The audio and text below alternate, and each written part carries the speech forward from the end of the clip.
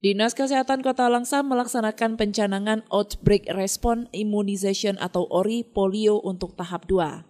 Pelaksanaan ORI polio ini bertujuan untuk melindungi seluruh anak di Kota Langsa dari ancaman lumpuh layu. Pemberian tetes polio putaran kedua ini diberikan setelah memenuhi interval minimal 28 hari sejak pemberian dosis pertama dilakukan. Pemberian tetes manis polio ini harus dilakukan minimal 2 kali agar dapat terbentuk kekebalan dari serangan virus polio yang berbahaya.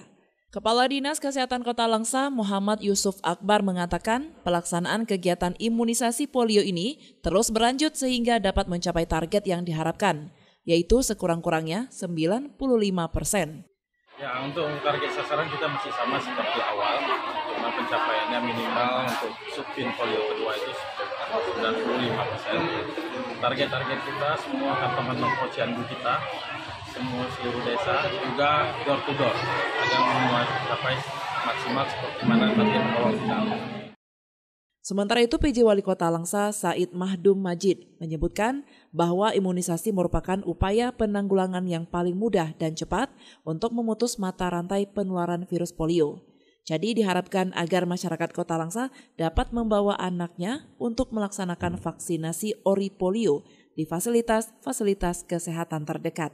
Dengan Bapak Kapolres baru saja selesai melaksanakan ORI polio, vaksinasi polio tahap kedua di Kota Langsa. Mudah-mudahan seluruh masyarakat dapat memahami, terutama kepada orang tua, agar membawa anak-anak mereka itu ke tempat-tempat pelayanan kesehatan, pelaksanaan polio di posyandu-posyandu di dapur tertentu dalam wilayah Kota Langsa ini untuk melaksanakan mengikuti kegiatan polio ini agar anak mereka itu divaksin.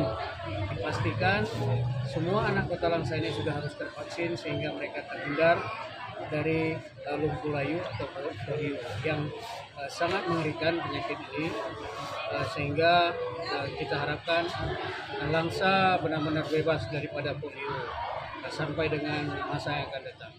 Dari Langsa, Selin Novita melaporkan untuk Puja TV Aceh.